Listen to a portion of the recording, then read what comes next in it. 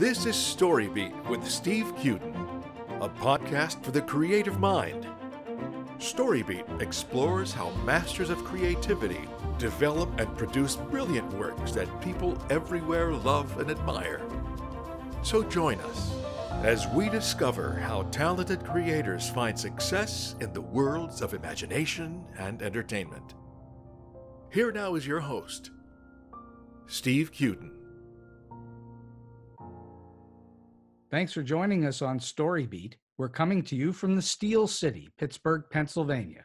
StoryBeat episodes are widely available at storybeat.net, YouTube, Apple Podcasts, Spotify, iHeartRadio, TuneIn, Stitcher, and numerous other podcast apps and platforms. So won't you please take a moment to subscribe to StoryBeat wherever you listen to podcasts.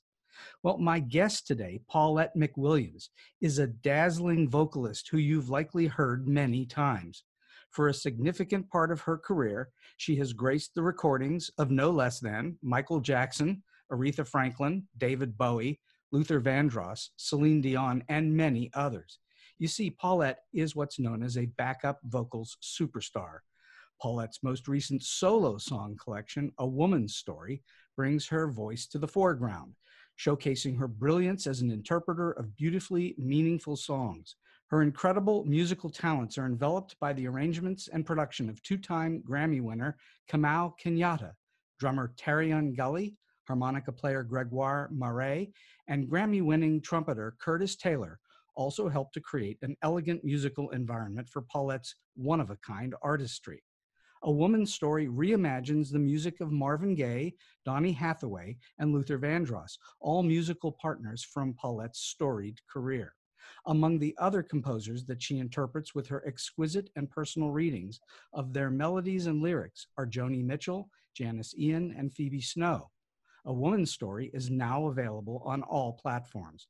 Stick around at the end of the show to hear Life is a Fountain, a great song from A Woman's Story, which was written by Paulette. For those reasons and so many more, I'm beyond thrilled to welcome the extraordinarily gifted singer, Paulette McWilliams, to StoryBeat today. Paulette, welcome to the show. Thank you. Thank you for having me. Oh, the pleasure is all mine. So let's go back to your beginning. You've been performing for a little while now, but where did you start singing? I first started singing in my mom's, in our living room when I was a little girl. Mm-hmm. For the holidays, my family, my mother's family and my dad's family, we'd all gather for the holidays. And I don't know how it actually started, but I had been singing actually before I could actually talk. I was singing before I could actually speak in full sentences. I was singing. This is a very common thing that I hear from singers, that they were singing before they spoke. Yeah, I was singing before I could actually speak. I used to hum and coo whenever I heard music, and my mother said that just carried over. And then by the time I was 2, I could sing songs like "Somewhere Over the Rainbow." But I would be in tune, and my mother and everyone was so marveled at the fact that I sang the way I did at such a very young age. So during the holidays, I just remember back maybe when I was 3 and 4, they would say, "Paulette, sing." You know, everybody would eat and drink and gather around in the living room, and I'd go up and start singing, and I sang different songs, and my uncles and my aunts would give me silver dollars. Oh yeah, so you were making money early.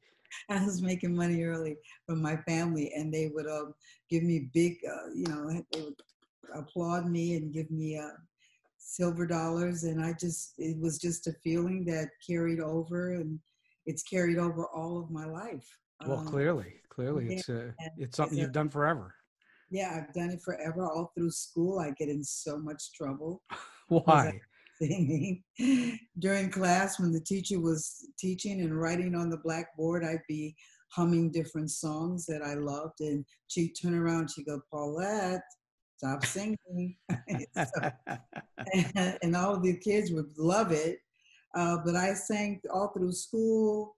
I formed groups. I sang, all through high school. And, so I've sung all my life. And when I was very young, I met a manager by the name of Don Talty, and he introduced me to Jan Bradley, who was a regional star back in Chicago, where I grew up. Mm-hmm. I grew up on the south side of Chicago. I forgot to add that. And so I was always singing, always trying to find my way after seeing Sammy Davis Jr., who was, very few Black people on television. But I would see him. I saw Lena Horne.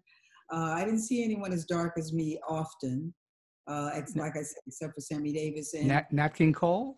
Nat King Cole, Bessie Smith, but they weren't on TV as often. I mean, I'd seen more Judy Garland and Doris Day, but because they were women, and I was a girl, I would relate to them somehow. Sure. And so I just sang and sang and sang. I sang my way through everything. Whenever I felt pain, I sang. Whenever I felt happy, I sang. So it's always been my life. And I guess when you think of it, it was the law of attraction before I knew what the law of attraction was. Mm-hmm. You knew early on that this was something you were sort of born to do. All I've ever wanted to do, ever. Do you feel like it's a calling? I feel like it's truly a calling. I still do to this day. 70 years later. I'll just. So, have you had formal training? Did you go to school for it? No, I didn't go to school for it. My mom, when I was around, maybe 10, my mom took me downtown to meet a voice teacher that she had heard about, because neither one of my parents knew anything about the music business. Her name was Mrs. Bowker. And I went to her a couple of times, and she told my mom, she said her singing is great, her breathing is great. She knows what, and she gave me a few vocal exercises, and I didn't go to her very long. I think maybe 3 or 4 months. So you're just a pure natural. I guess that's what they say. I don't want to sound, cocky or anything. Well, that's not cocky. That's your. I do believe that because my mom and my dad, they both had beautiful voices. They both could sing, but they were not professional musicians like I am. They could both really, really sing. My mom sang all the time in the house whenever they both worked 2 jobs, because it was my sisters and my little brother and myself. And, but they would always sing for their happiness or listen to the radio. We always had music in the house. So that's how, that just kind of was a part of me. Okay, so you had folks that you could look up to on TV in the house, the music that was playing on the record player. Who were you listening to? Who were your influences? My mom would listen to Dinah Washington, Sarah Vaughan, Ella Fitzgerald, Nina Simone, Peggy Lee, Patti Page, Dinah Shore, Doris Day, Judy Garland, Carmen McRae, Betty Carter, Nancy Wilson, any woman and Joe Williams. My dad sounded somewhat like Joe Williams, Nat King Cole. So we always had singers, Aretha Franklin. We always had singers that my mom just loved singers, and she would, every Sunday on her off day, which Sunday was always an off day, we would cook dinner, and I'd be in the kitchen with her while my sisters and my little brother, they were off doing whatever. I'd always be in the kitchen with my mom singing. So aside from at holidays or whenever, and they would give you dollars, when did you first start making money? When did you start making this as a living? As a living, well, after my daughter was born, I got Mr. Talty, Don Talty, called me and told me about an audition for a group called the American Breed. And they had some hits out. They had, if I were a carpenter and you were a lady, would you marry me anyway? Would you have my baby? And then they had, bend me, shape me any way you want me. They had that. They had a couple of bubblegum hits out, and they wanted to get real, they wanted to really, I guess the word is broaden their image. They wanted to expand their audiences to more, what was happening right back then was Sly and the Family Stone. Right. And they wanted to be in that competition with Sly and the Family Stone, which I don't think it ever really happened. But they decided they wanted to get a black female singer, and I auditioned out of 150 girls and won the part. Oh, wow, that's really nice when you can win something like that out of a bunch of people. Did you at that point in time know for yourself that you were really good at this? I felt I was really good at it because people were always telling me, wow, you can really sing. Wow, you can really sing. So at some point I felt like I could really sing, and I sang along with everything, and I harmonized with everything. And it's just all I ever did, other than maybe draw a little and, cook a little. It's just the only thing I've ever loved, to the point where I really felt freedom. I assume you can read music, so you had to have some training on that. I can sight read only through the process of being in the studio all the time, because Quincy Jones told me a long time ago. He said, "Baby girl, your ear is so incredible that I did a session, and everyone in the session could read except for me." This was very early on. And I felt very intimidated. And Quincy pulled me aside. He said, "Your ear will have you through the song just as fast as they get through the song." And it turned out he was right. Because I'm a great listener when it comes to notes, and I can tell, I've always been that. Luther always counted on me for that as well. Well, okay, so let's talk about a little bit of what you do with your voice, since you're a natural and you're not trained. So you must do something to keep your talents up. Is it just singing, or do you do exercises, or what do you do? I do vocalizing practically every day. I vocalize every day. And even if I don't do a strenuous vocalizing, if I miss a day, I'll still do a few things like my lip trills and certain things I'll do, going through my voice, going through the range of my voice. I don't want to do it because it sounds crazy. That's okay. And I'll do those things pretty much every single day to keep my vocal cords open and keep them supple and keep them agile, so the agility remains. Well, as they get older, they tend to lose their voice because they're not vocalizing. Sure. Well, it's like an athlete. You've got to keep the muscle going. Keep those muscles going. And do you find that if you take some time off, it's a little more challenging to get things back together? Well, the only time I take time off is usually involuntary, because if I'm sick with a cold or those kinds of things and I'm not allowed to sing, then I'll take the time off. But otherwise, I always sing. I always vocalize. So you're just always got something going on with your voice then. Always singing, yes. All right. Well, I think that's a very valuable thing for the listeners who want to be professional singers to keep in their mind. It's not something that you just turn on and off. You have to keep working it. Yeah. When you're younger, the thing is, when you're younger, you feel like, oh, I don't have to do that. However, the process of and the discipline of vocalizing is something that is cumulative, is something that is acquired by doing it all the time. The experience of doing that all the time is what gives you that discipline. And it teaches you about your voice and how far you can take it. It gives you boundless ways to sing because of you doing those exercises. Well, correct me if I'm wrong.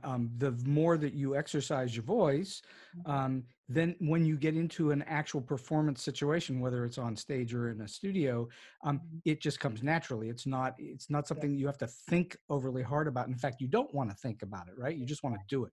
I want to think about it, yes. Just like an athlete goes down, like a wide receiver goes downfield and catches a ball, they do it naturally, even though they've worked it thousands of times. Exactly. Yeah.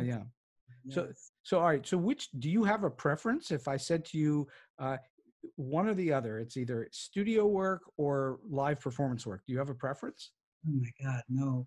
It's like, that's just like saying, which do you prefer, lobster or steak? Well, I like them both. It's for me, and I'm not a big meat eater, so I shouldn't use that analogy. For me, it's, I love the studio for what it brings, experience of creating.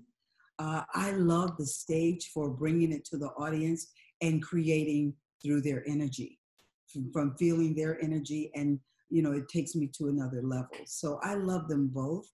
I don't know if I love one more than the other. It's impossible for me to love one more than the other because I love them both so much. So you're kind of an artist, which many artists are, where you're loving what you're doing at that moment. Yes, absolutely. It's not that you're able to do both. You like to do both, and what you're doing at that moment is the thing that's most intriguing at that moment. Yes, absolutely. Being in the studio with the band playing is just so exhilarating. Being on the stage with the audience, I mean, everyone in the audience, I look into their eyes and they're just so receptive and ready to just hear something that'll move them. And I want to give them what they're wanting. So do you, when you program your performance, do you, when you're doing a show, do you think about in advance which kind of songs you want to bring in that particular gig or set or whatever it would be? Yeah, it depends on what kind of show I'm doing. If I'm doing something that's straight ahead jazz, that's so much fun. And I always like to throw a song in there just to open up their heads, to something different. But it just depends on what I know they're coming to see. If they want to just, I have a show coming up on November the 6th, and I'm going to give them a little bit of everything because I really, truly am a jazz soul singer. I wouldn't say so much R&B because there's some great R&B singers out there that do all this riffing and they do like calisthenics and they're riffing and it's just, that's not my style. I'm a real melody girl. And for me, so I sing from my soul, and whatever that tells me to do in the moment of when I'm doing it is what I do. When you're preparing the show, do you think about which audience you're performing for? Does it matter? When I'm preparing a show, I do, because when I go around the world, different places, I'm told sometimes, well, they like more up tempo, or they like this, and they love jazz, or they want to hear some more R&B songs, or whatever the case may be. And I just love to sing, so I'll pull out whatever songs I have that will fit the genre that they're hoping, that they're looking for. So that's basically, what I do. I do prepare for the audience, yes. And okay, so what's your pre-show ritual like? What do you do? Do you do vocal exercises before the show, or what do you do? I vocalize in the morning of the show, and if the show is a TV show early in the morning, I get up that much earlier, like 4 hours earlier than the time that I have to be there, and so that I can wake up my voice and drink lots of water, and I don't eat anything because it impairs my vocals before I have to sing, and I prepare. I always give myself 3 to 4 hours. I vocalize, and then I'm quiet. You save it at that point. Yeah, I open it up, then I'm quiet so that everything will be intact when I get ready to do my performance. So is there, of all the songs that you sing, is there one that's like the favorite of the favorites that you try to put into every show? Oh my gosh. Well, here in this country, in the United States of America, there's an audience favorite. They love for me to sing Ode to Billy Joe. Oh, really? Yeah. And I mean, thus far, now that I have my new album out, I've been getting, oh my gosh, I posted about the show coming up, and everybody that commented commented different songs that they want to hear from the new album. So that makes me feel really great that they're listening to all the songs. I love singing great songs like Janis Ian, who is my friend, just a brilliant songwriter. Joni Mitchell, I love, and Brenda Russell. I love singing songs that tell stories. Those are my favorite songs to sing. Well, that's what's clear when you listen to your record, that you really are a storyteller. And I mean, that's what sells the song, is that you have an understanding of what the lyrics are saying, not just the music. Yeah, thank you. I will tell you a quick sidebar on Janis Ian. 1976, I went to see a Janis Ian concert at the Universal Amphitheater in Los Angeles. Guess, do you know who her opening act was? Oh. Steve Martin. Get out. Steve Martin was Janis Ian's opening act. I love Steve Martin. He's so funny. But I mean, I've got happy feet. But this is before he had hit it gigantic. So he was just on his way up, and he was still being an opening act for people. Now he'd be the headliner, obviously. Okay, so I'm going to ask you a tough question that I ask a lot of artists, and let's see what kind of answer you give me. What for you makes a good song good? What makes a good song good? There's a marriage of three things. For me, there's the melody, for it to be melodic, for it to have lyrics that actually move me, and for it to have range. Range. Mm-hmm. For the listeners that don't know what you mean by range, you're talking about you go high, low, loud, soft? Yeah, it has to have range. It has to give me areas where I can stretch, and then areas where I can, so that I can be dynamic. Because I think a great vocalist is one who uses dynamics and has a vocabulary that, that uses those dynamics. Whether you're singing, when I say dynamics, it's not about just loud or soft. It's all the little nuances in between. That's something that Luther Vandross did very well, that Nat King Cole did very well, that Aretha Franklin did very well, and Sarah Vaughan and Ella Fitzgerald. I mean, they had dynamics. There were times when they played with it. I love whatever that range in a song. That's what makes a great song for me. And do you think about that before you sing, or does it just happen in performance? I don't want to think about it before I sing the song. I like being in the moment of the song when I'm singing the song. Mm-hmm. I don't want to think about it. I just want to make sure that it's there before I even approach it. So would you have rehearsed it before or not? Yeah, I rehearse everything for familiarity, so that it's just like a great actor. They can go through takes like 20, 40 different times, but each take brings a different energy, and each take is as spontaneous feeling as the very first one. So, all right. So let's talk about going on the road for a moment. When you're on the road, what are your tricks? What do you do to stay sane during the day? Or is it, let's say you're in between days where you're not performing that night. How do you handle the road? What is your methodology? And I'm a road dog, so that's a good question. Because I've been on the road with Marvin Gaye, with Luther Vandross, with Bette Midler, with Dennis Edwards. I've been on the road lots of times. Aretha Franklin, on the road with her as well. Oh, you were on the road with Aretha as well. So just a bunch of slouches, right? Yeah. Oh, yeah. I mean, those are gigantic names. Those are gigantic. But what I do, especially being first of all, I am a singer that I feel I've mastered the art of background singing. I'm not a background singer. I am a singer. I'm a vocalist. So a great vocalist to me can do whatever the job requires. I'm a freelance vocalist. So whatever the job requires is what you do, is what you bring. And you give the leader whatever it is they're asking for, or you're fired. I also sang with Steely Dan for a half a year when I had to sub for the girl that had to be out for about 6. Wow. Yeah, this was 2015. I sang Wow. Donald Fagen and Walter, and they loved it. Cindy Mizell, who sang with them for, gosh, at that time, she had been with them 10 years. She's the one who told them about me. And I came and I subbed for a young lady that was going out with 2020, I think, and she had made that commitment. And I subbed for her, but I did the whole, I guess they had tried other girls that didn't work, but I subbed for them. I did the whole summer with them.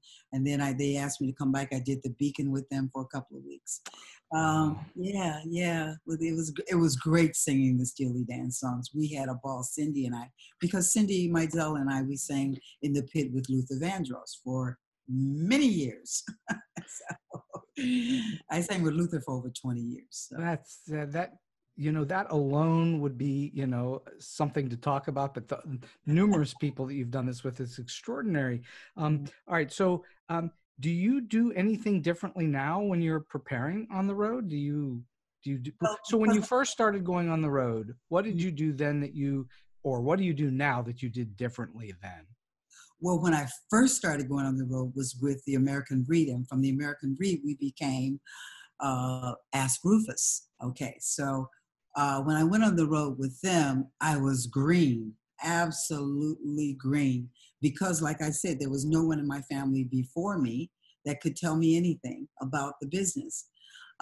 So I would say from that point, I mean, we went to France for 3 months, the south of France.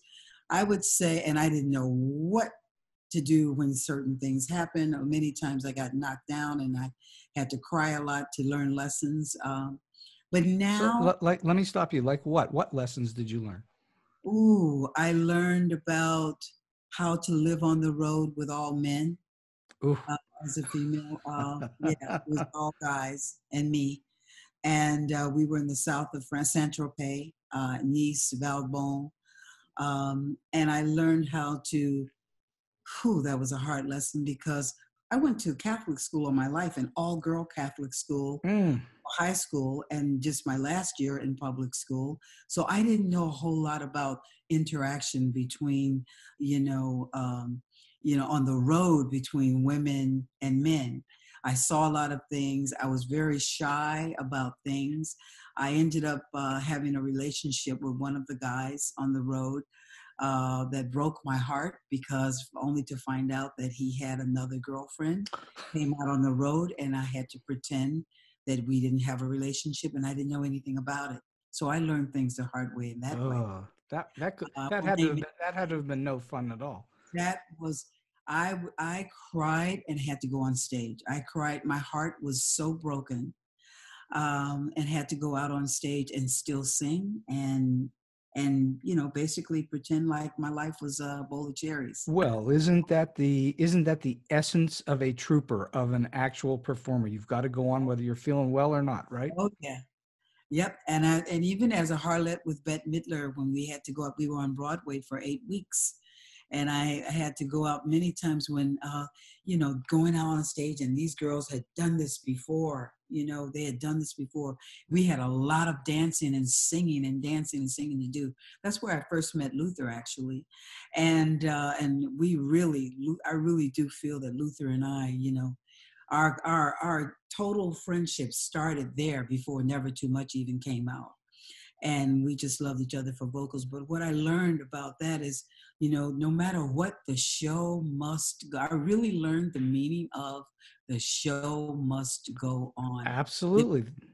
There was no, I can't go on. I'm in pain. I'm in emotional pain. I can't go on. I'm sick as a dog. I'm throwing up all day because of what I ate. There was none of that. You had to go on, and the audience could not know that you were sick. So I learned, I've been in this business quite some time. And one of the early lessons that I learned is that the audience really doesn't care what blood, sweat, and tears you went through to get there. They just want the result. I think each individual person in the audience would care if you actually broke down the Of, story to of them. course, of course. However, as a collective, they just come to see a great show, and that's what you have to give them.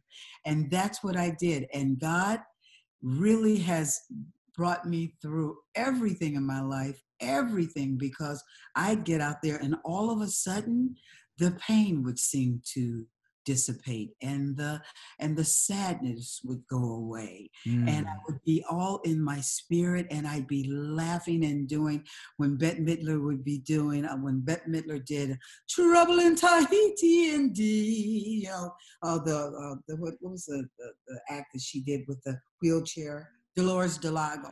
Yeah, I mean, and we had to be the sailors. We're simply a female, and do all those dances when we had to do In the Mood, and jump down on the floor and our legs up in the air and crisscross. We had to do all those things, and nothing could be in our way emotionally because you had to be in the moment and you couldn't miss a beat or you'd be fired. Those things taught me so much. Dealing with the difficulties of road work has taught you lots of life lessons, yes? Yes, absolutely. Absolutely. All right. So I want to talk about celebrities. You've worked with huge numbers of very impressive and important celebrities. Yes. Is there something that you do differently around them, or do you just be you? You know what? I'm just me, because basically when I meet them, whoever I meet them with respect for who they are, what they bring. And I learn. I'm there to be a sponge and to learn, and not to try to show what I can do, but to basically see what it is they want from me. Mm-hmm. And that is how I've always moved within whatever circles I've been in. And I learned so much from Bette Midler, because I think she is a consummate entertainer. Unbelievable. She's unbelievable. Her process of just going out there and being focused on what she's going to do. Oh, I'm just, to this day, I'm so impressed with her. So correct me if I'm wrong, because this is the impression I get when I watch Bette Midler perform. Whenever I've seen her perform ever, there is pure joy in what she's doing. Joy, yes. Joy. And I don't know if it's because we're both Sagittarians, or she's on the 1st. I mean, I'm on the 10th of December. I don't know if that has anything to do with it, but the joy that I would see in her eyes would be the very joy that I would feel being out there with her. I feel like I picked up the joy, and I had it too, no matter how I felt before I went on that stage. Nobody's ever seen a Bette Midler performance, I bet. Of course, I've not seen them all, but I'm willing to bet no one has ever seen a Bette Midler performance in which she was down. No, because when she got to the stage, it's like what I heard Beyonce say. Beyonce puts it in a way where she says it's another character, Sasha Fierce. Mm-hmm. But I think every singer, when they are true performers, not every singer wants to truly be a performer, but when they are, and I am, and I do that in the studio too. Whenever that happens, I feel that the elevated me comes forth. So if I would give that one, if I'm to give that person a name, I would say my God spirit. That's what I say, because that's the freedom that I feel. All right. So describe for the listeners who the elevated you is. What does that mean? Freedom. Her name is Freedom. Yeah. And that's the only way to describe her, because that is all I feel. When the mic goes into my hand and the music begins, the freedom, I just said, okay, I just allow, I get rid of the mental Paulette stuff, all the stuff. Okay. Oh, did I make sure my granddaughter did this? Or did I talk to my daughter about this? Or, or, oh my gosh, did I talk to my boyfriend about blah, blah, blah? Oh, I forgot to do it. All that stuff goes away. And all that is there is the freedom of being who I am in the moment. That's what's important. So you're what you're describing about being in the moment is what every actor aspires to. Oh, yeah, absolutely. Is to be in that moment. Does that happen for you frequently, or does it happen rarely? Well, because I know what that is. Basically, it happens for me every time now. Oh, wow. Yeah, it happens for me every time. And that's a thing where I'm humbled by God's greatness for me. I'm humbled by that because I know that that's my allowing God to move in and let me do what I'm supposed to be doing. That's a beautiful way to look at it, for sure. So, all right, let's look at in the studio, in production. Mm-hmm. You've worked with clearly some of the top producers who've ever produced records, Quincy Well, doesn't Jones. get better than Kamau or Quincy Jones. Right. So, what lessons have you learned from them? Well, and Marvin Gaye, of course. From Quincy Jones, he's the first one. He was my first mentor in that regard. I mean, he was my first real mentor. After Ask Rufus, he was my very first mentor, and I learned excellence from him. I think I learned, I'm not saying that I'm excellent, but I learned about his excellence and his, how he would make sure, it's like a great chef making sure they have the exact ingredients that they want, nothing that is generic or secondary, but making sure that they have the exact thing that will make this dish, just absolutely different from any other dish that is supposed to be the same thing. Mm-hmm. And Quincy did that in the studio. Quincy was just all about, and it's not perfection, because that word is subjective. What is perfection? What is perfection? It was excellence. It was excellence in his choices, and I would watch he would close his eyes and I could see the music moving in his body, and he would allow the music to move in his body. When he heard a wrong note, he would stop it in the middle, just stop it, and we got to fix that. Or we would stop it and we got to do this, because he wanted it to be the way he actually saw it. So whereas a lot of producers would let certain things go by that I've worked with, and I would never name names. But Quincy was all about making sure, and that way when you hear it on the vinyl, you hear all of that, not perfection. It is perfection once you hear it, and it's on the vinyl. It is perfection according to what Q brings. By the way, a moment ago, you said that, not that you're saying you're excellent, but I'm going to say it. You're excellent. Oh, thank you. So what have you learned from Kamau Kenyatta, especially doing your most recent album? Oh my gosh. How much time do you have? Okay. We got a little. Okay. So for meeting Kamau, one of the most humble, brilliant, historic, he knows music history, Black history. He knows his history. He knows history. He knows about, different ethnicities like Brazil and in different places. And he hears things and he listens so carefully. When I first sang, and he kept complimenting me in ways that made me feel like I could do anything. Mm-hmm. And he kept saying, "Oh, with your voice." He didn't lay it on thick like that. It was very authentic. He would start playing something. We'd talk about songs, and he'd get on the piano. He's a brilliant piano player. He plays reed instruments, but he's also just a brilliant piano player. He's a consummate musician.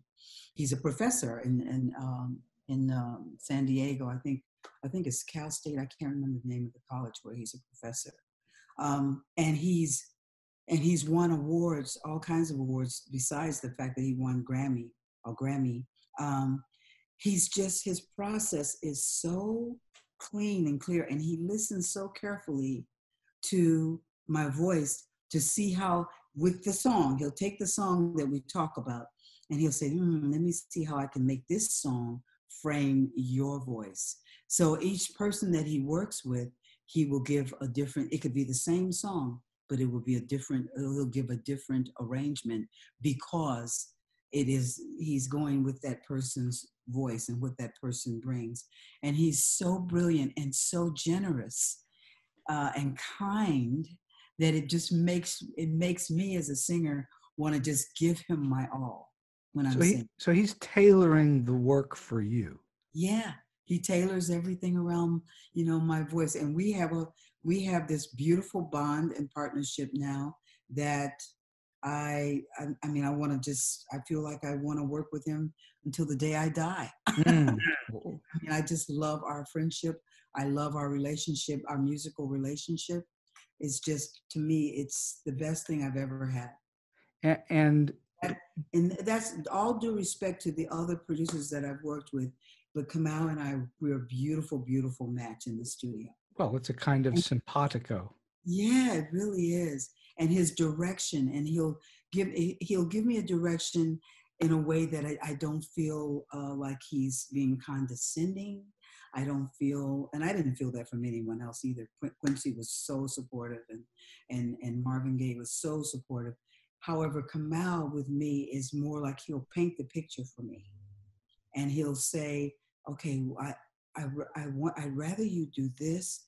This sounds like this, and he'll say, let's try this and see." And every time he says that, we try it, and we're like, oh, he knew what he was talking about. So Well, I love him in the studio. The producers in studios are kind of like movie directors. Yes, exactly. And the great directors have a vision and know exactly what they want. Yes. Well, listen to what he did with Gregory Porter on Be Good. When I heard who produced Gregory Porter, I wanted to meet him. That's all I can say. And that was Kamau Kenyatta.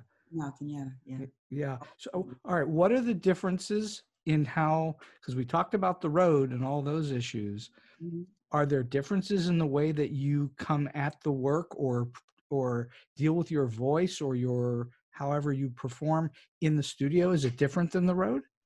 Well, on the road, I have to make sure I get plenty of rest in between gigs, as much rest as can be gotten, because a lot of times you're going from one city to the next, and you're singing every night. So you on the buses, like I said, I'm a road dog. We get on the bus, we get in the bunk, and I go to sleep. Mm. So because in order to sing, you really have to have a rested voice. In the studio, I make sure I have proper rest, and I make sure I eat the right things. I don't do dairy because it can cause a lot of phlegm, yeah. And I make sure I have easy things that are easy to eat and things that give me nutrition. Like I eat salmon with lettuce and, different things, and people say have lemon and honey. You should never, for me, doesn't work for me. I mean, to each his own. But for me, I would never have lemon and have to sing because it cuts the stuff and it just brings it all up. Honey is great, just water and honey. And I just, I'm very careful about things I put into my body when I have to sing, period. If I'm singing on stage, I do not eat right before going on stage because it bogs me down. It weighs me down. If it wasn't for COVID, I assume you'd be out on the road now, yeah? Oh, yeah. I've missed quite a few gigs, yes. So this episode, as all StoryBeat episodes will live on the site forever. And so I'm saying to the listeners, we're recording this during the time of COVID, and it's restricted all performances and events with live audiences. But it's also bringing forth some creativity too. Steve, we're doing, like I said, I'm doing a virtual show that is going to be hosted by Scullers from Boston, the jazz club in Boston. Yeah. Yes. So we've gotten, and I see a lot of there's so many really wonderful singers that are my friends that are out there doing really creative things just to keep their craft going and, keep the creativity moving. Because the thing to do is to keep moving, even though we're being made to to stay in, just to keep the creativity moving, whether you're writing a song or you just, I get my microphone out and I'm singing in my apartment. So in all of your experiences, do you know of some disaster you went through? Mics didn't work, people didn't show up, something like that? And how did you resolve it? Give us an example of how, being the trooper that you are, being the road dog that you are, that something has gone wrong. How did you resolve it? Okay, well, I have a funny story. And this was early on. This was 1980 something. And I was singing, I had done the duets with Johnny Mathis, which is on his recording, different for Columbia Records. And we did Johnny Carson, we did Merv Griffin and Mike Douglas. And this particular night we were doing the Johnny Carson show. And we were singing I'll Do It All For You. Oh no, we sang both songs. We did different, and I'll Do It All For You. And my mic wasn't on. And I was, if you were me, you'd understand.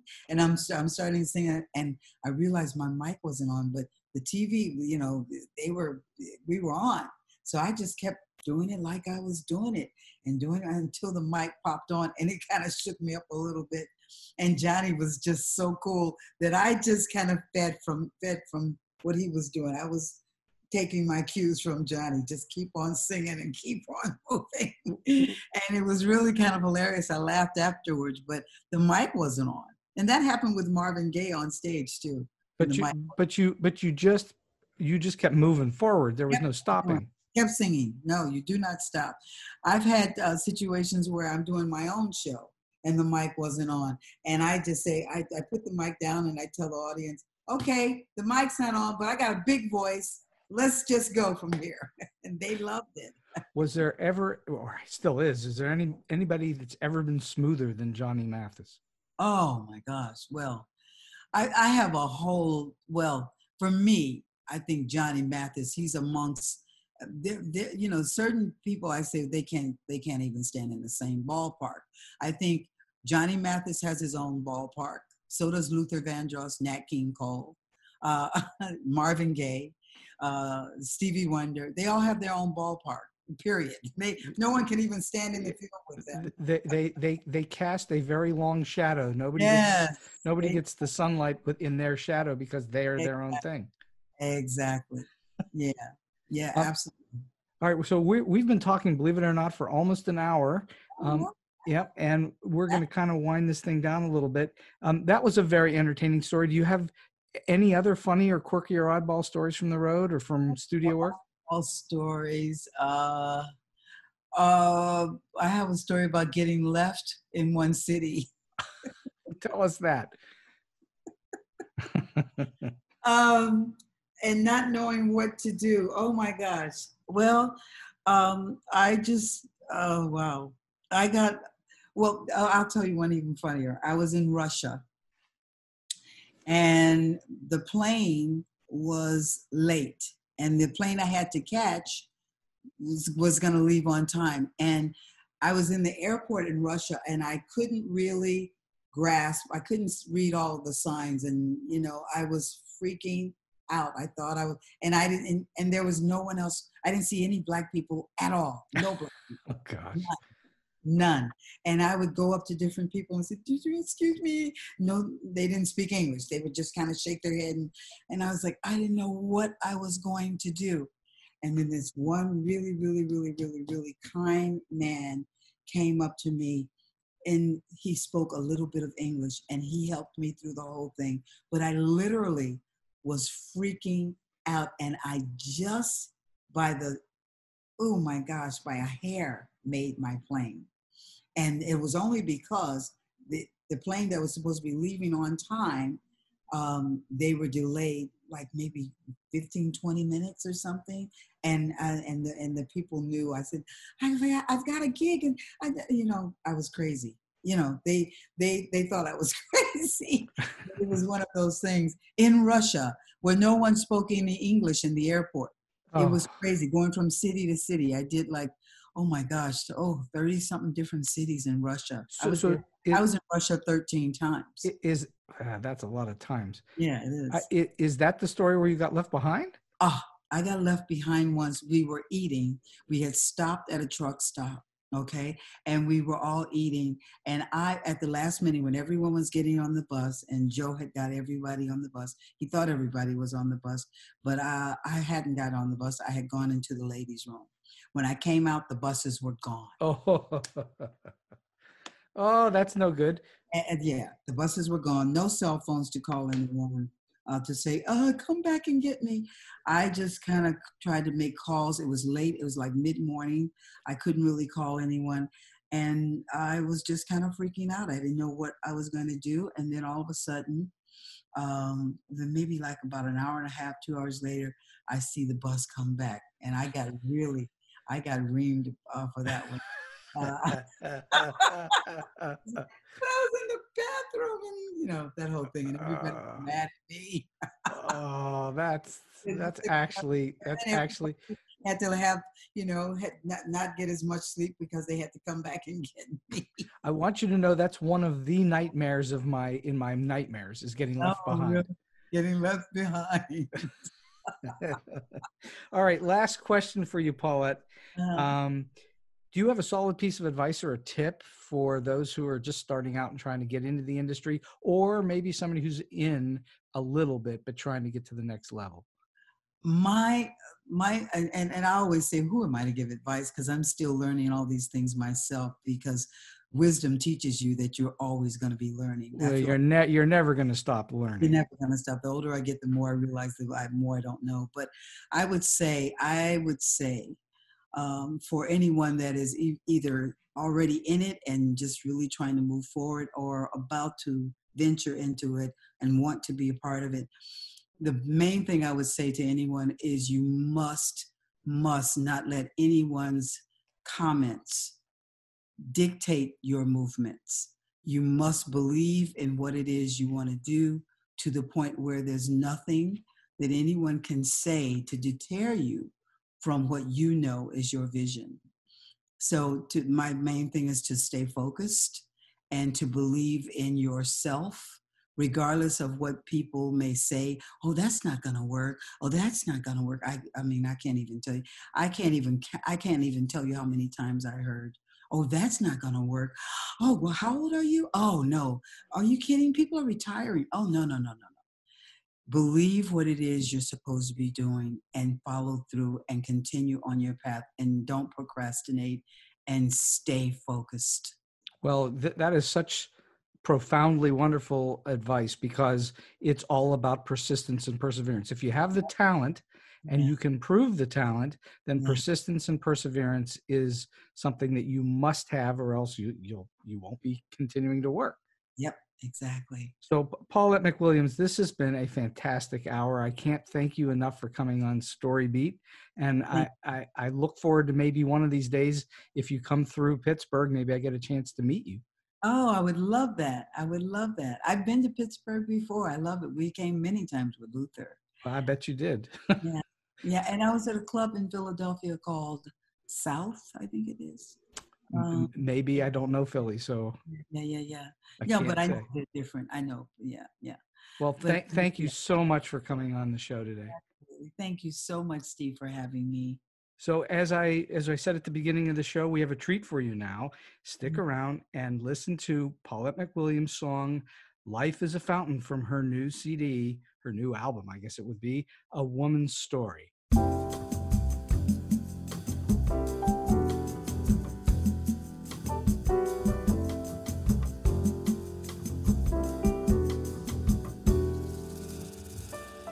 Pictures in my mind were gatherings of people seeking what it brings. Can see beautiful waters fall. Here a wish is made, a coin is tossed, where dreamers dream and hopes not lost. A heart can feel the glow of love. Here's where hands are held and stories told, memories shared with young and old, and precious secrets do reveal. Here's a place where memories are made, with rainbow colors sprinkling shades of happiness for all to heal. It is the fountain of life. Life is the fountain of love.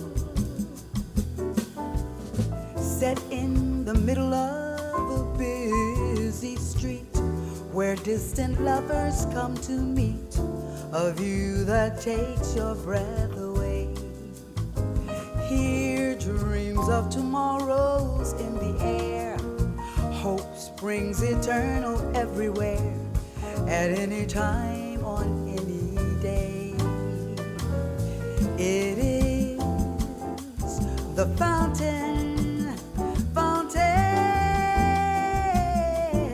of life.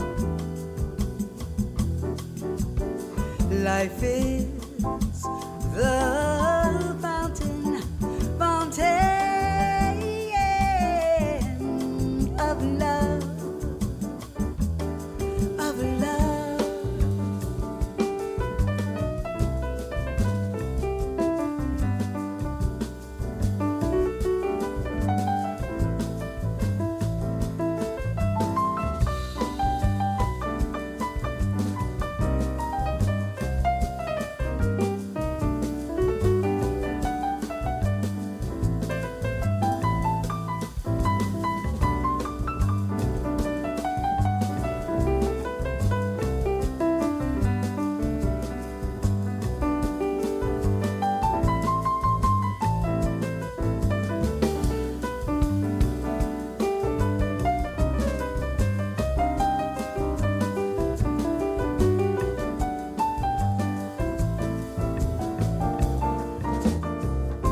Pictures in my mind were gatherings of people seeking what it brings.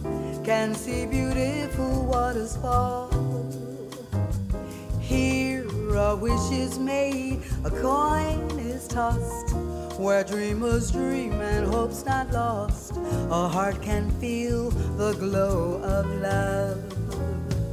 It is the fountain, fountain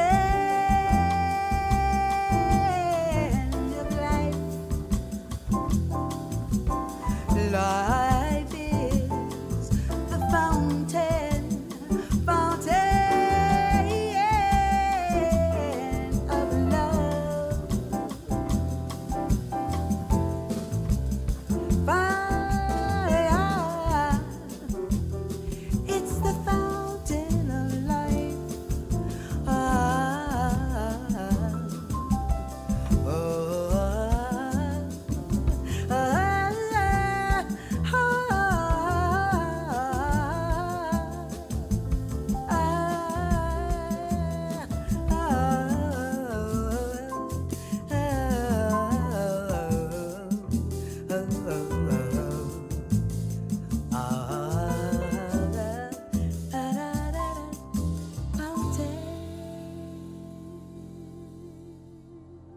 And so we've come to the end of today's Story Beat. If you like this podcast, please take a moment to give us a rating or review on whatever app or platform you're listening to. Your support helps us bring more great Story Beat episodes to you. Until next time, I'm Steve Cuden, and may all your stories be unforgettable.